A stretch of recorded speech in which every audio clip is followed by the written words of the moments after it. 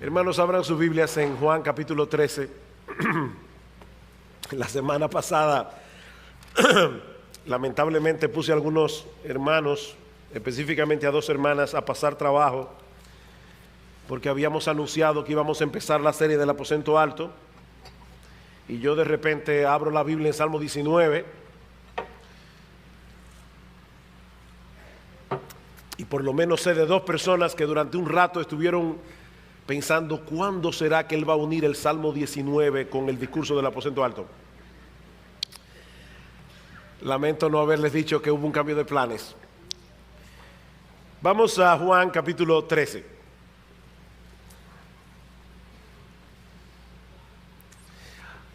Hermano, ¿qué le dirías tú a un grupo de amigos íntimos a quienes has estado entrenando por más de 3 años para una labor extremadamente importante, sabiendo que te quedan pocas horas de vida? ¿Qué le dirías tú? ¿Cuáles serían tus últimas instrucciones? ¿Cuáles serían tus últimas exhortaciones, la que tú desearías dejar en sus mentes y corazones antes de partir? ¿O qué les dirías para consolarlos ante la realidad de una separación física definitiva? Bueno, la porción del Evangelio de Juan que empezaremos a estudiar hoy en la mañana, los capítulos 13 al 16, contiene precisamente las últimas palabras de nuestro Señor Jesucristo antes de su muerte en la cruz. Su ministerio público acaba de concluir en el capítulo 12. Ya nunca más Jesús volverá a dirigirse a las multitudes como lo había venido haciendo durante los últimos 3 años y medio, pero había algunas cosas urgentes que él debía compartir con sus discípulos esa noche mientras participaba con ellos de la cena de la Pascua. La traición de Judas está a punto de consumarse. Unas horas más tarde el Señor Jesucristo sería arrestado, juzgado, condenado a muerte. Y todos los apóstoles habrían de experimentar una profunda desilusión, porque no era de esa manera que ellos imaginaban el fin de la historia. Y es en ese contexto que el Señor se reúne con ellos en el aposento alto para comer la cena de la Pascua. Esta es una de las porciones del Nuevo Testamento que revelan más ampliamente la vida emocional de nuestro Señor Jesucristo, la profundidad de su amor y cercanía para con los discípulos. Y la razón que nos movió a los pastores a tomar la decisión de dar esta serie de mensajes expositivos en el discurso del aposento alto es el hecho de que en este pasaje el Señor Jesucristo toca algunos aspectos que son vitales para la vida del cristiano en cualquier época. Y mis hermanos, yo no estoy buscando las palabras que mejor suenen, sino las que mejor expliquen lo que quiero decir. Estas enseñanzas son vitales. ¿Cómo podemos tener comunión e intimidad con un Salvador que no podemos ver? ¿Alguna vez te has preguntado eso? Nos hablan de comunión con Cristo, de intimidad con Cristo, de traer mis cargas a Cristo, pero seamos honestos, hermanos, ¿cómo yo puedo tener comunión con una persona que yo no veo? ¿Qué papel juega el Espíritu Santo en el contexto de esa relación tan peculiar que nosotros tenemos con el Señor? ¿Cuál es el papel que juega su palabra inspirada? ¿Cómo será nuestra interacción con un mundo que aborrece a Cristo, pero que ya no puede volcar su odio directamente contra Él? ¿Qué significa ser un discípulo viviendo en un mundo como el nuestro? En un contexto de tanta hostilidad en contra de los cristianos. ¿Cómo podremos compartir con ellos el Evangelio si ese mensaje es completamente contrario, completamente antagónico a la forma de pensar de las personas del mundo? ¿Cómo podremos experimentar paz y gozo viviendo en un mundo así? Y un aspecto de suprema importancia que cubre una gran parte de este discurso. ¿Cuál es el aspecto que debemos enfatizar y subrayar en nuestra relación con los demás discípulos del Señor mientras nos encontramos en este mundo caído y hostil? Juan capítulo 13, versículo 34. Un mandamiento nuevo os doy, que os améis unos a otros como yo os he amado, que también os améis unos a otros. En estos conocerán todos que sois mis discípulos, si tuviereis amor los unos por los otros. Juan capítulo 15, versículo 12. Este es mi mandamiento, que os améis unos a otros como yo os he amado. Un mandamiento nuevo. ¿Existía este mandamiento en el Antiguo Testamento? Por supuesto que sí. De hecho, el Señor mismo dice claramente que la ley se resume en dos mandamientos: amarás al Señor tu Dios con todo tu corazón, con toda tu alma, con toda tu mente, y al prójimo como a ti mismo. ¿En qué sentido este mandamiento es nuevo? Bueno, no es nuevo en el sentido de que nunca haya sido mencionado en la Biblia. Lo que es nuevo es el estándar que el Señor pone delante de nosotros: que os améis como yo os he amado. Eso es lo que es nuevo. El estándar de ese amor. Y es acerca de ese amor que estaremos hablando en la mañana de hoy al considerar los primeros versículos del capítulo 13. Juan capítulo 13, versículo 1. Antes de la fiesta de la Pascua, sabiendo Jesús que su hora había llegado para que pasase de este mundo al Padre, como había amado a los suyos que estaban en el mundo, los amó hasta el fin. En otras palabras, los amó hasta lo sumo. Los amó con el amor más extremo con el que alguien puede amar a otra persona. Y es ese amor, un amor extremo, como hemos titulado el mensaje de hoy, o si quieren ponerlo de otra forma, un amor extravagante. Es ese amor el que sirve de trasfondo a la escena que vamos a estudiar hoy en el capítulo 13, los primeros 20 versículos del capítulo 13. El lavamiento de los pies. Este lavamiento fue una lección memorable de humildad que los discípulos necesitaban urgentemente. En el capítulo 22 del Evangelio de Lucas, nosotros vemos que esa misma noche los discípulos, versículo 24 del capítulo 22, habían estado discutiendo entre sí quién de ellos sería el mayor. En un momento tan sensible, la gran preocupación de los apóstoles era: ¿quién es el que va a ocupar la posición de más honor en el reino de Dios? Pero el Señor les hace ver con su ejemplo que la tabla de evaluación en su reino es muy diferente a la tabla de evaluación que usa el mundo. Entre los seguidores de Jesús, los que realmente van a pertenecer al lugar más elevado, los que van a ocupar el puesto de más grande honor, son aquellos que asumen voluntariamente el lugar más bajo. Esa es la enseñanza más evidente de este pasaje, como el mismo Cristo revela en el versículo 15: porque ejemplos he dado para que como yo os he hecho, vosotros también hagáis. Sin embargo, mis hermanos, si nos quedamos únicamente en la lección de humildad que enseña este pasaje claramente, y no conectamos el lavamiento de los pies con la declaración del versículo 1 acerca del amor extremo del Señor Jesucristo, habremos perdido el corazón del pasaje.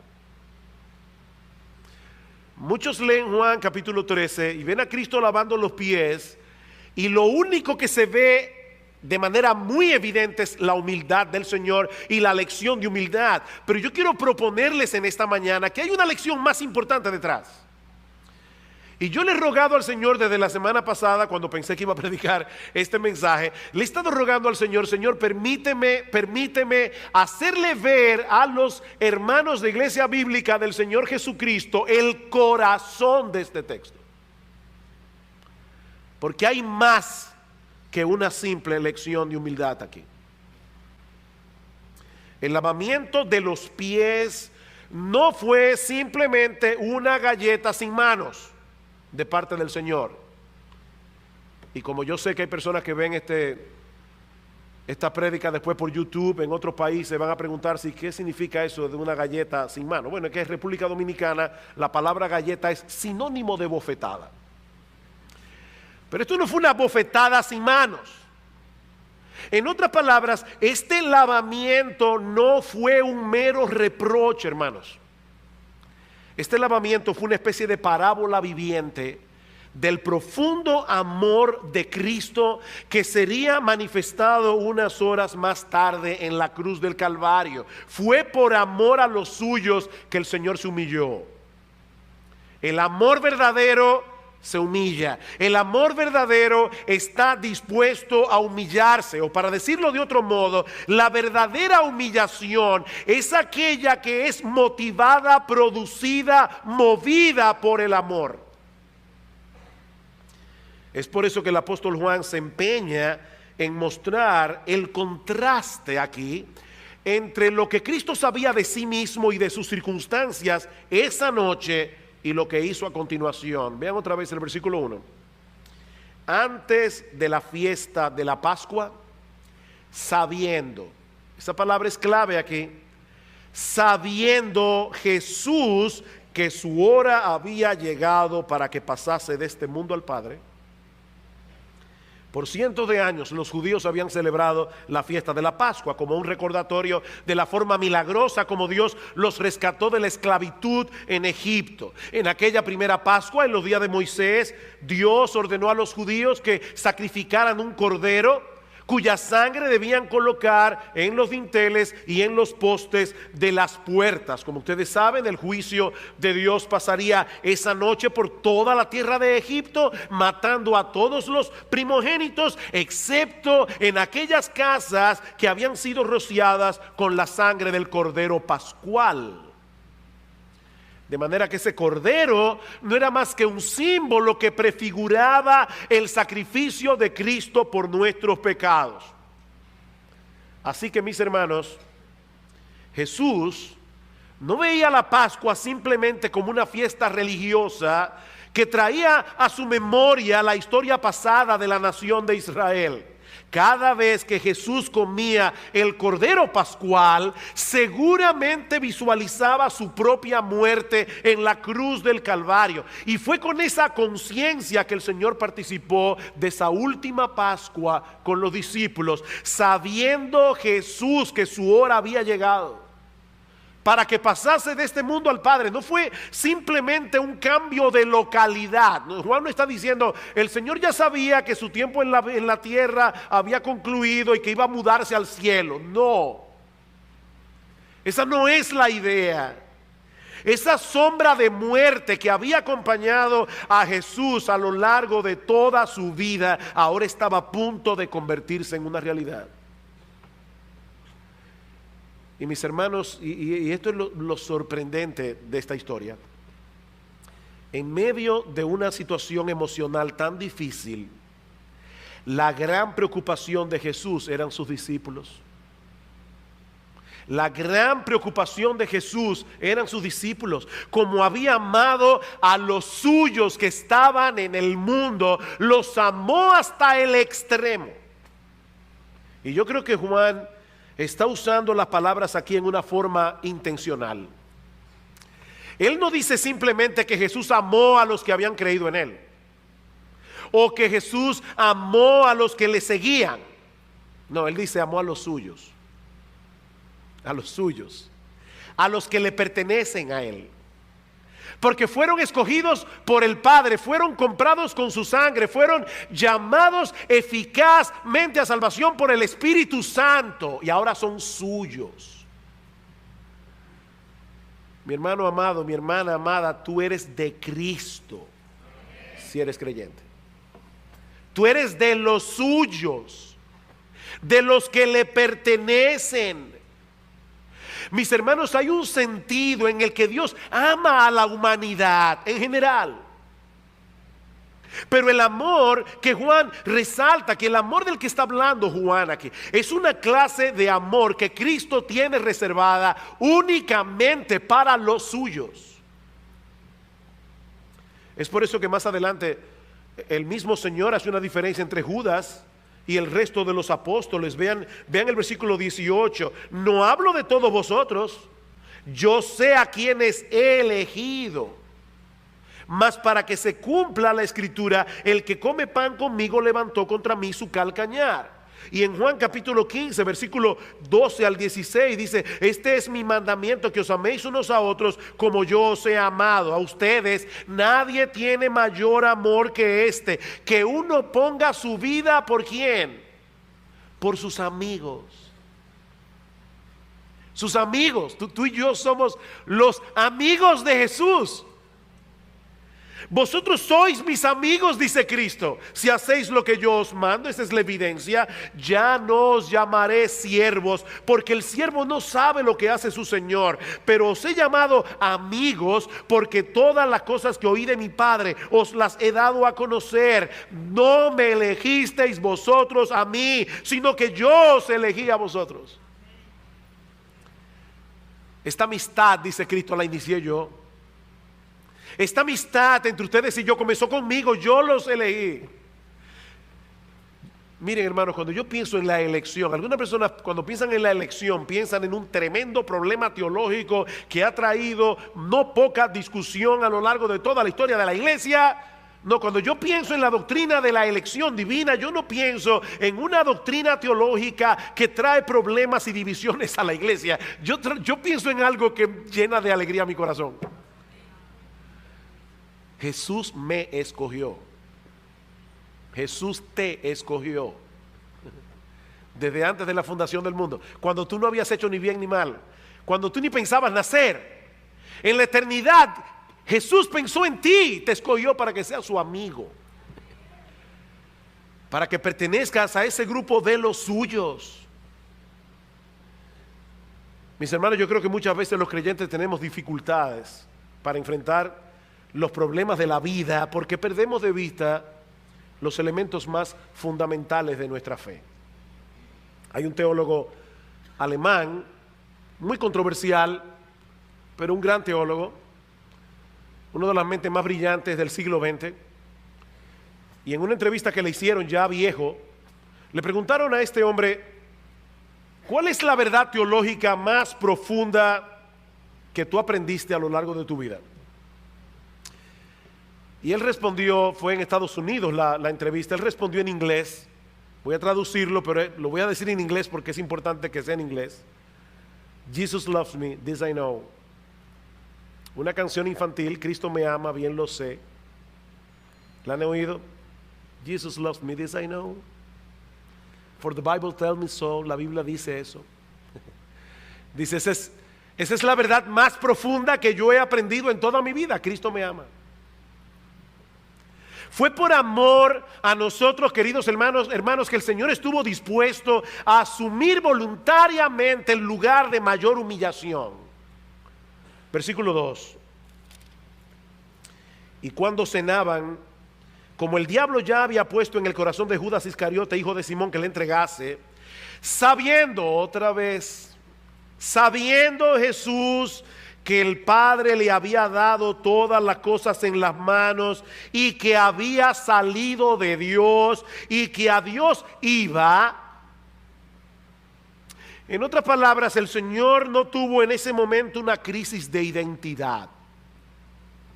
Él estaba plenamente consciente de su grandeza cuando tomó la decisión de ocupar el lugar del más bajo de los siervos. Jesús sabía que el Padre le había puesto todas las cosas en sus manos, dice Juan. Jesús sabía que él había salido de Dios. Jesús sabía que él regresaba al Padre. En otras palabras, él sabía perfectamente que en muy poco tiempo estaría sentado en su trono de gloria, que dejó voluntariamente para venir a salvarnos.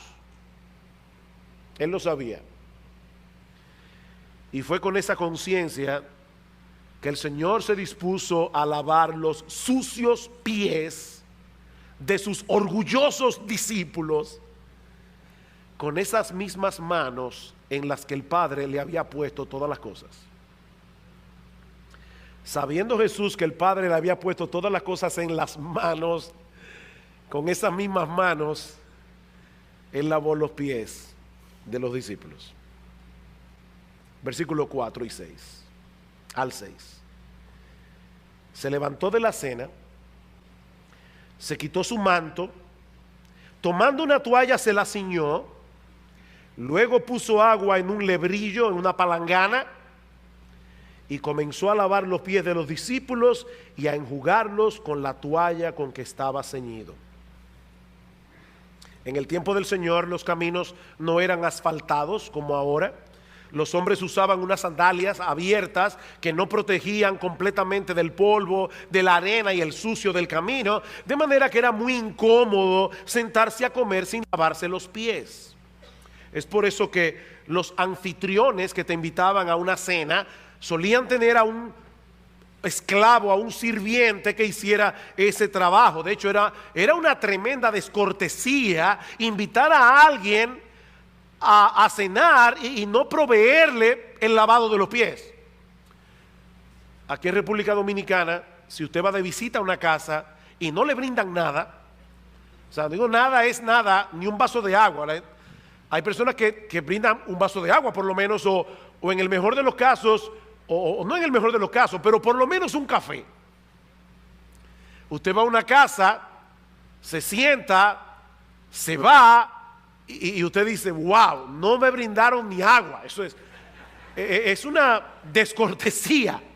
Bueno, en el tiempo del Señor, no lavarle los pies a alguien era una tremenda descortesía. Por eso el Señor le dice a Simón, el fariseo, en Lucas capítulo 7, versículo 44, dice, yo vine a tu casa y tú no me diste agua para lavarme mis pies. El Señor vio eso como una afrenta, el Señor vio eso como una descortesía.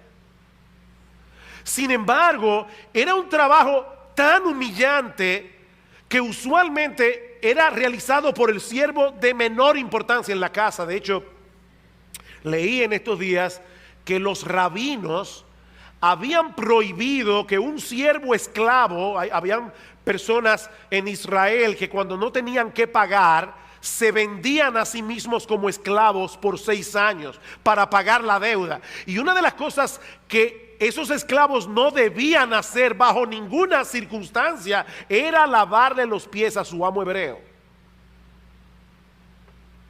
Eso era demasiado humillante para que un judío se lo hiciera a otro judío.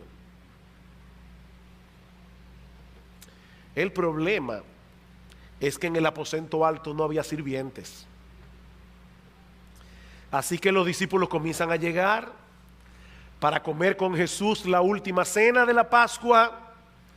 Se comienzan a colocar en forma de U en la mesa, que no era elevada, era en el piso. Las personas simplemente se reclinaban, los pies quedaban hacia afuera y las personas comían tomando la comida de la mesa con la mano.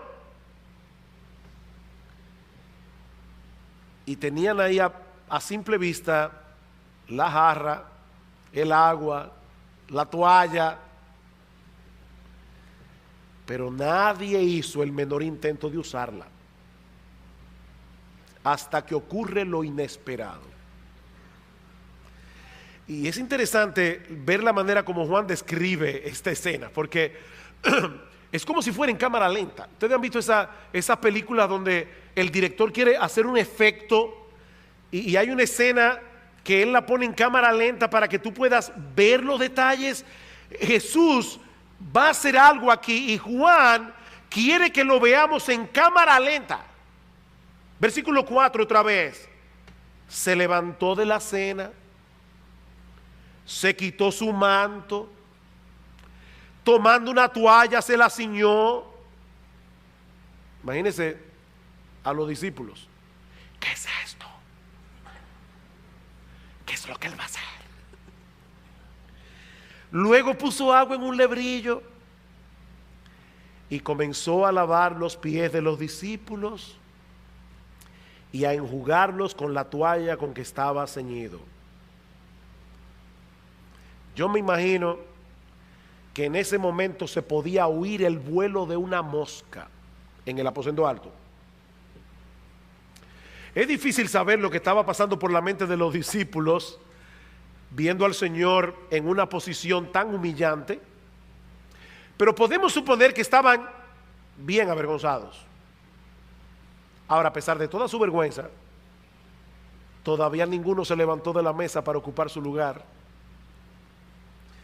Yo no sé si alguno llegó a considerar la posibilidad de lavar los pies de Jesús. Tal vez eso se le pudo haber ocurrido a alguno.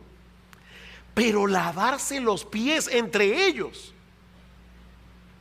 jamás. Eso era demasiado humillante. Estos hombres tenían el corazón lleno de orgullo y Cristo lo sabía. Pero aún así continuó lavándole los pies uno a uno hasta que llegó al apóstol Pedro. Versículo 6.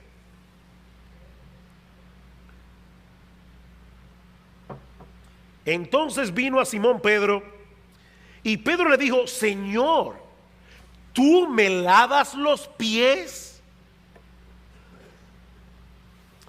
El texto griego dice literalmente: tú a mí me lavas los pies. En otras palabras, siendo tú quien eres, siendo tú el más grande y siendo yo tan pequeño, ¿vas a ocupar frente a mí la posición de un sirviente? Versículo 7. Respondió Jesús y le dijo: lo que yo hago tú no lo comprendes ahora. Pedro, hay una verdad detrás de este lavamiento que tú no estás viendo en este momento, pero lo entenderás después. Pedro le dijo: no me lavarás los pies jamás. Y otra vez la fuerza del texto griego se pierde en la traducción. Así que déjeme traducírselo como pudiera ser literalmente: no me lavarás los pies ni en 1.000.000 de años. Olvídate de eso, Señor, no lo voy a permitir. Y alguien pudiera pensar: wow, por fin parece que uno de los 12 está comenzando a reaccionar con humildad.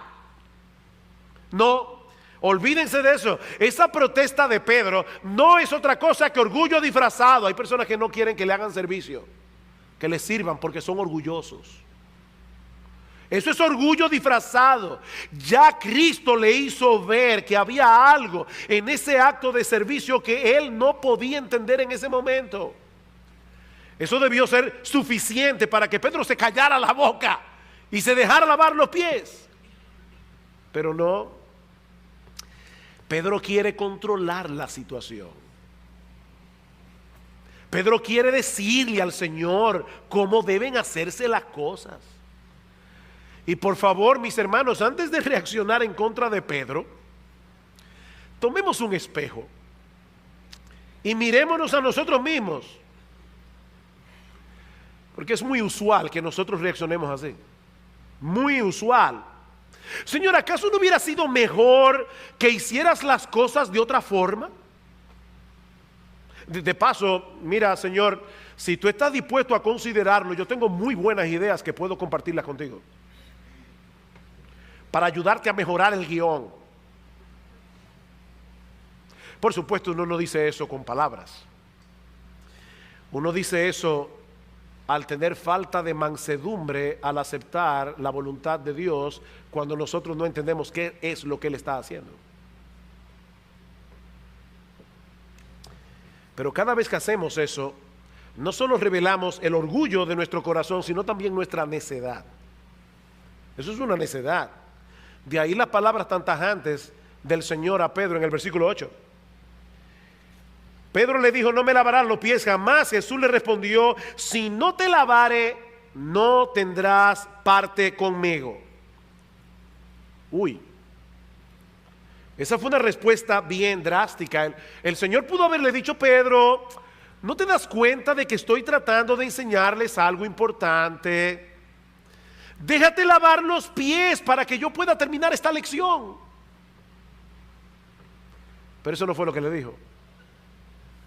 El lavamiento de los pies no era más que el preámbulo de una humillación mayor, la muerte de Cristo en la cruz del Calvario, por medio de la cual nuestros pecados son perdonados y nosotros somos aceptados delante de Dios. Pero es imposible que aún después de haber sido aceptados, perdonados, es imposible transitar por este mundo caído, por este mundo lleno de pecados, sin ensuciarnos de nuevo los pies. Así que tendremos que venir una y otra vez a procurar ese lavamiento parcial.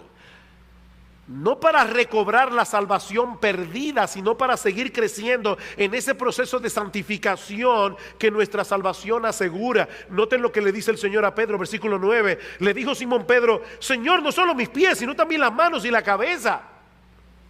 Ahí ya Pedro dijo, bueno, si yo no voy a poder tener parte con el Señor, entonces lávame entero. Jesús le dijo, no, Pedro, eso no es necesario.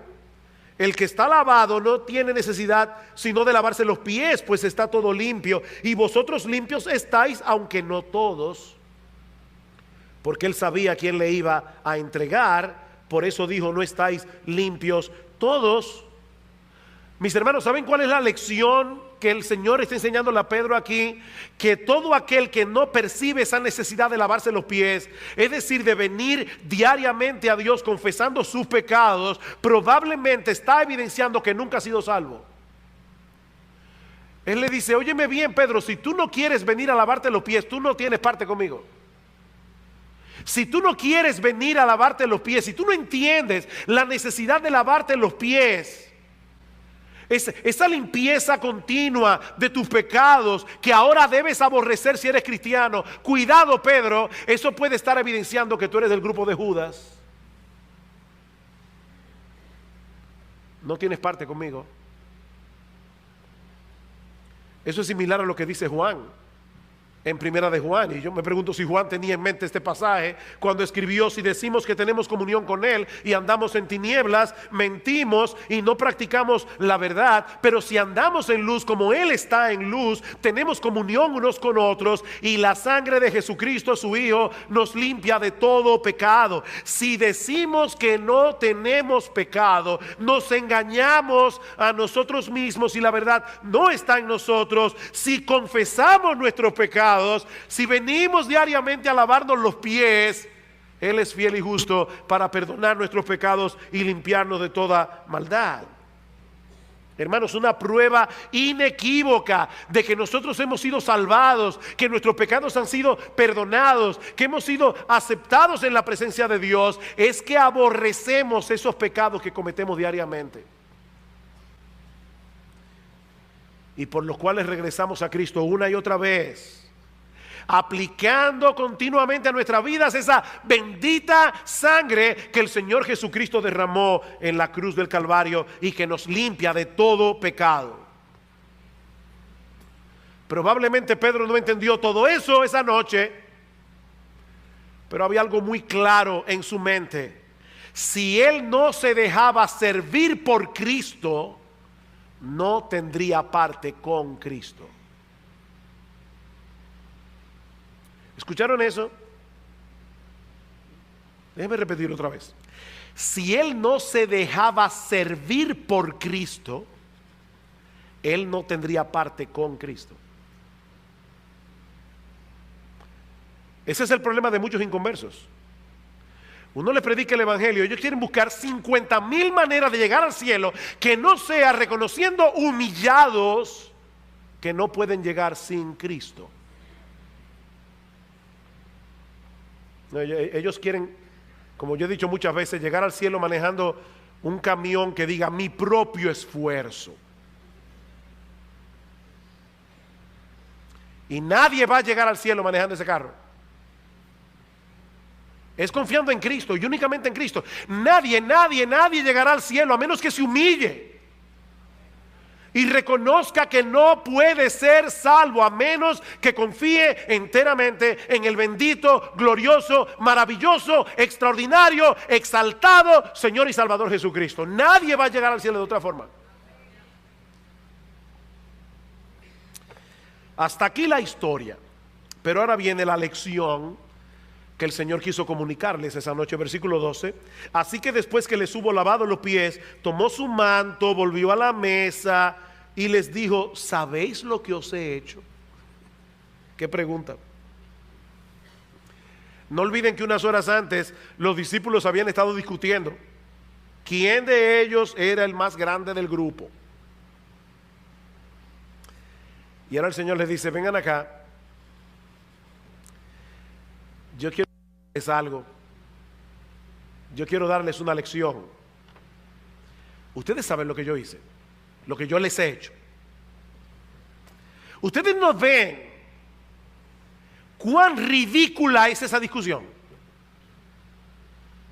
Ustedes se imaginan a un grupo de hormigas en un hormiguero discutiendo entre ellas cuál es la más fuerte del grupo.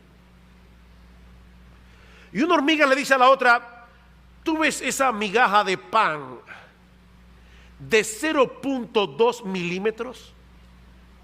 La cargué yo solita, acabo de romper el récord mundial, que era de 0.3 y un cuarto.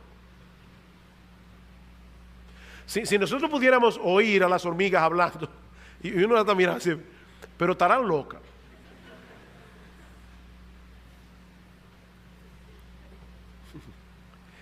Y ¿saben qué, hermanos?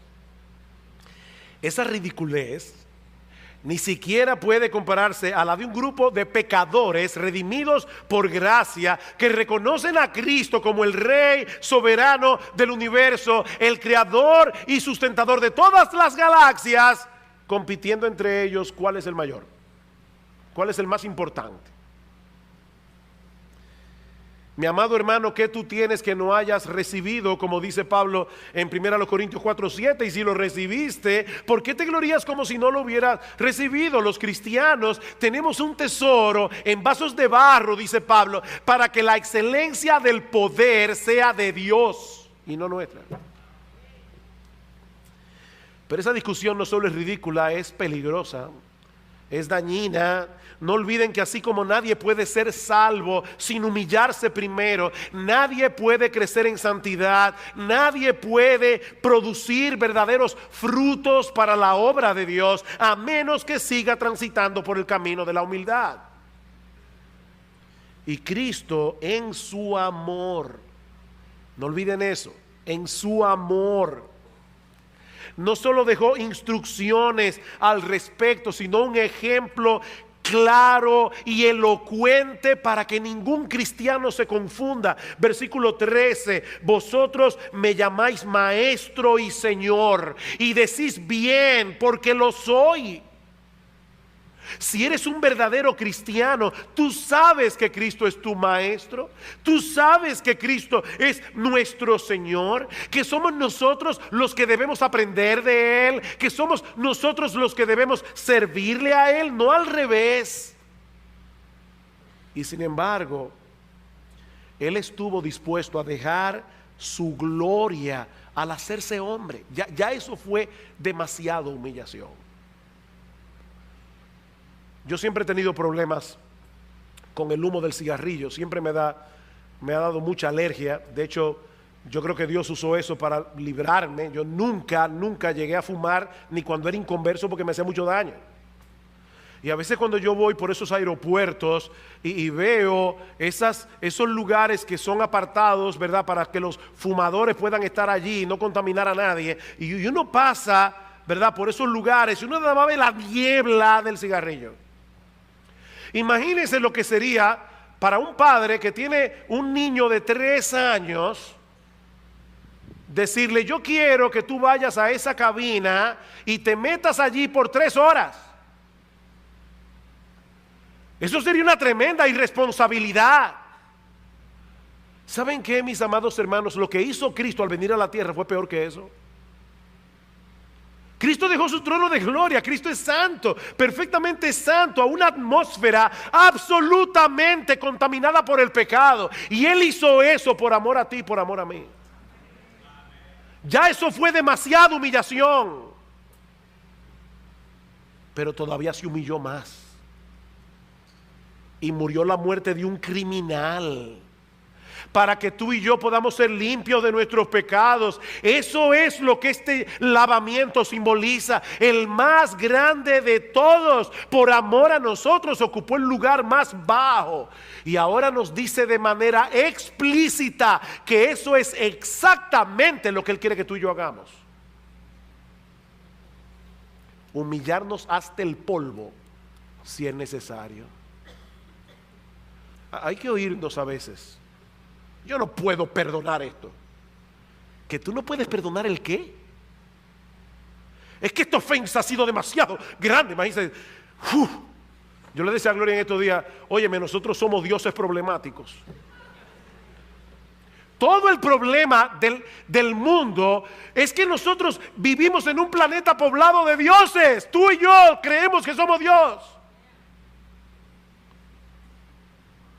Y hay de aquel que se atreva a tocar esta figura.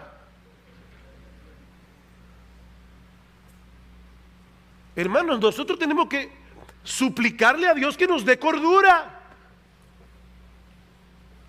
Cordura. Si muchos de nosotros estamos dispuestos a humillarnos delante de Dios.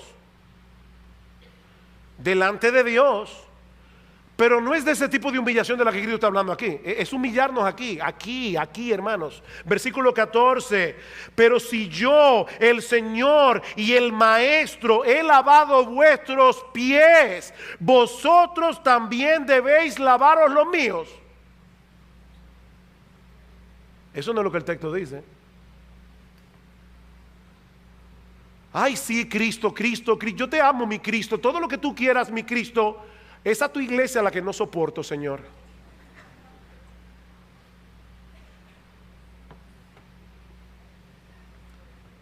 Si yo, el Señor y el Maestro, he lavado vuestros pies, vosotros debéis lavaros los pies los unos a los otros. Porque ejemplos he dado, para que como yo os he hecho, vosotros también hagáis. Si de verdad estás dispuesto a humillarte delante de Dios, debes estar dispuesto a humillarte delante de tus hermanos en Cristo. ¿Hasta qué punto?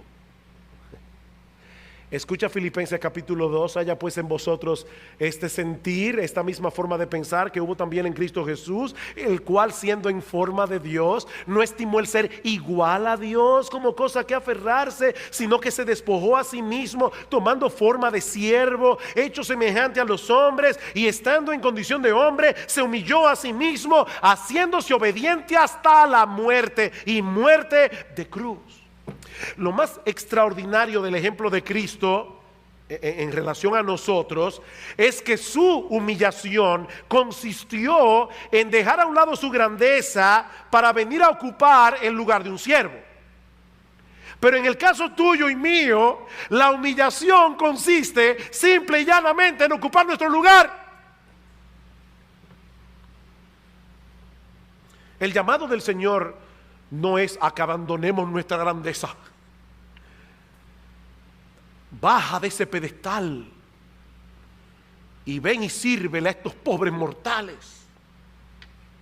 No, ese no es el llamado de Cristo. El llamado de Cristo es: piensa con cordura y mírate a ti mismo como lo que eres,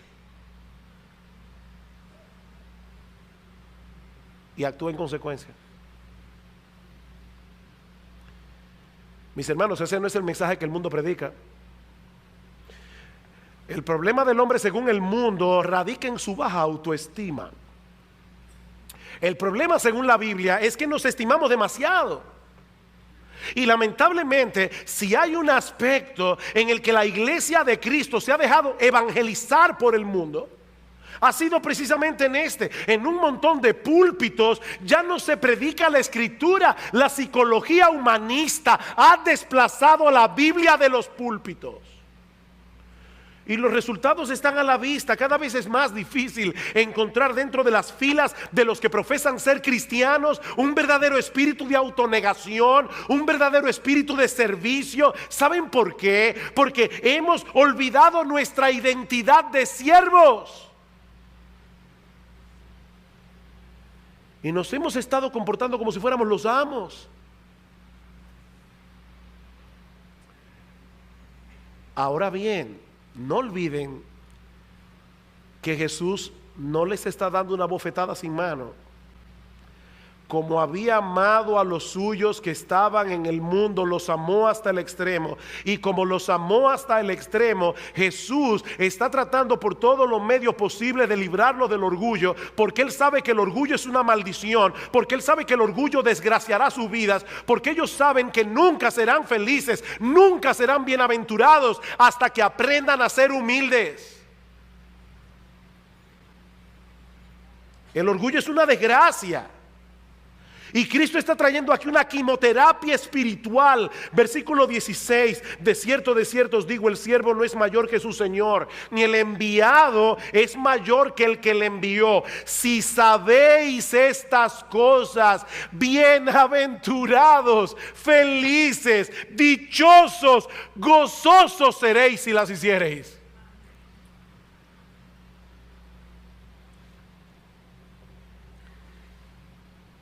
Queridos hermanos, es aquí precisamente donde el Evangelio pone de cabeza la filosofía del mundo. Mientras más orgulloso es un hombre y más intensamente procure su gloria y que se cumpla su voluntad, más miserable será. El mundo está lleno de gente miserable, porque el mundo está lleno de gente orgullosa. Pero en la misma medida en que un hombre se humilla ante Dios y ocupa el lugar que realmente le corresponde, sirviendo humildemente a los demás, ocupando intencionalmente el lugar más bajo, en esa misma medida disfrutará de los dones de gracia que el Señor tiene reservado para aquellos que dependen enteramente de Él y que deciden vivir para su gloria. Aprended de mí, Mateo 11:29, que soy manso y humilde de corazón, y hallaréis descanso para vuestras almas. ¿Oíste eso? Hallaréis descanso. Yo hice eso porque los amo y quiero que descansen.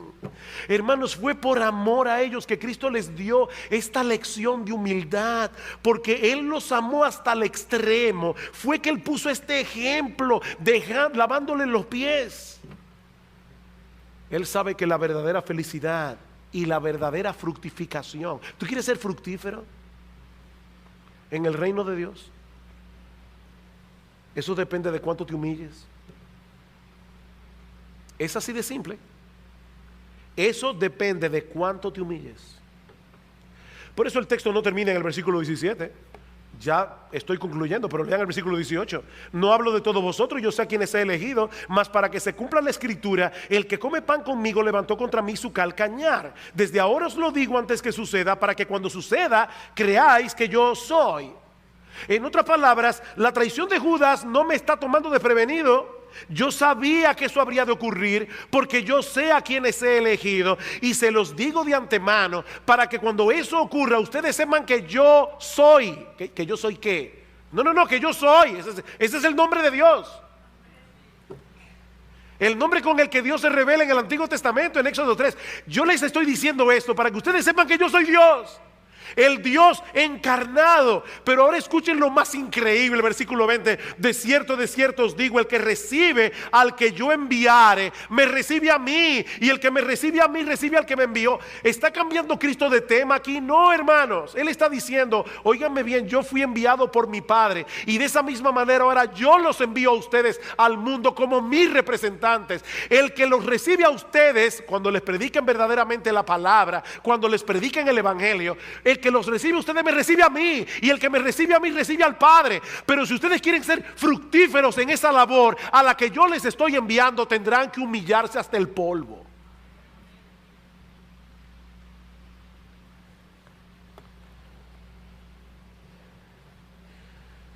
Esa es nuestra misión, hermanos. Esa es nuestra misión. Nosotros fuimos enviados por el Señor. Y qué privilegio. El que nos recibe a nosotros predicando el Evangelio recibe al Señor. ¿Alguien pudiera pavonearse y decir, wow? Dice Cristo, no, no, no, no, no, no. ¿Tú quieres ser fructífero? Ocupa el lugar más bajo.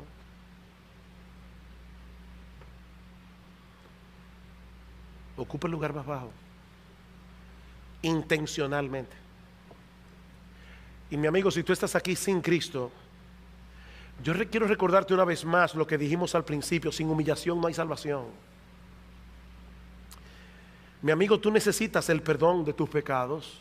Y lo que el Evangelio anuncia es que no tienes la más mínima capacidad de resolver ese problema por ti mismo.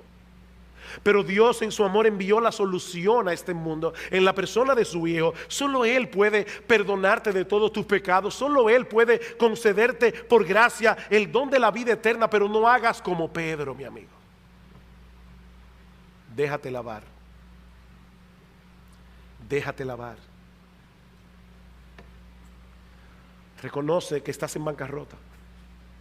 Reconoce esta mañana que no tienes nada que ofrecer, excepto una vida entera de pecado que necesita del perdón de Dios. Déjate lavar en la sangre preciosa del Cordero. Recibe por gracia en esta mañana el don de la vida eterna. Que Dios tenga misericordia.